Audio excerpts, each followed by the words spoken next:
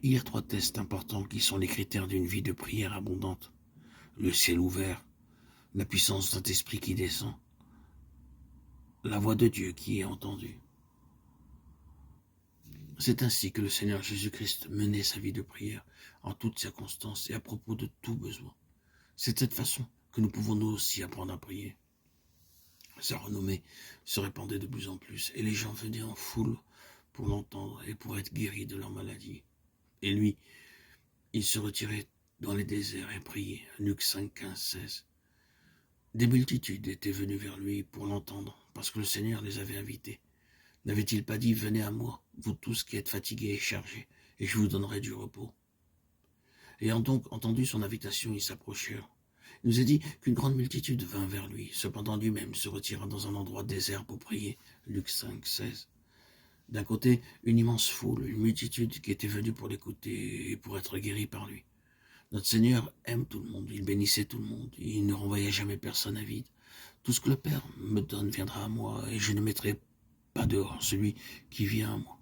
Jean 6, 37. Il les invita, ils vinrent, et cependant lui-même se retira dans un endroit paisible et désert pour prier. Et lorsqu'il revint de sa solitude, la puissance de Dieu se déploya abondamment. Un jour, Jésus enseignait des pharisiens et des docteurs de la loi, et était là, assis, venus de tous les villages de la Galilée, de la Judée et de Jérusalem. La puissance du Seigneur se manifestait par des guérisons. Luc 5, 17.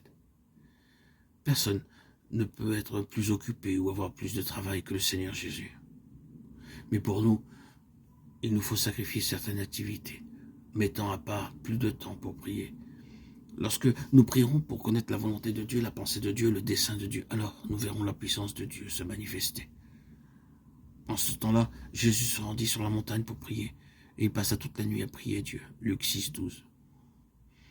Ici, nous voyons le Seigneur Jésus en prière, dans 2 buts précis. Tout d'abord, nous voyons au verset 9 poser la question « Je vous demande s'il est permis le jour du sabbat de faire du bien ou de faire du mal, de sauver une personne ou de la tuer. » Maintenant, regardez le verset 10. Alors, promenant ses regards sur eux tous, il dit à l'homme « Étends ta main. » Il le fit, et sa main fut guérie.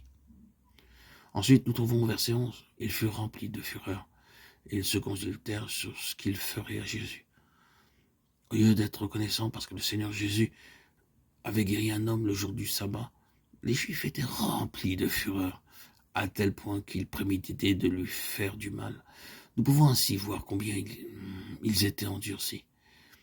Et c'est à cause de l'endurcissement de leur cœur que le Seigneur Jésus-Christ dut prier durant toute la nuit. Par le péché, les cœurs sont endurcis, et les cœurs endurcis ne peuvent être ramollis et radoucis que par la prière persévérante.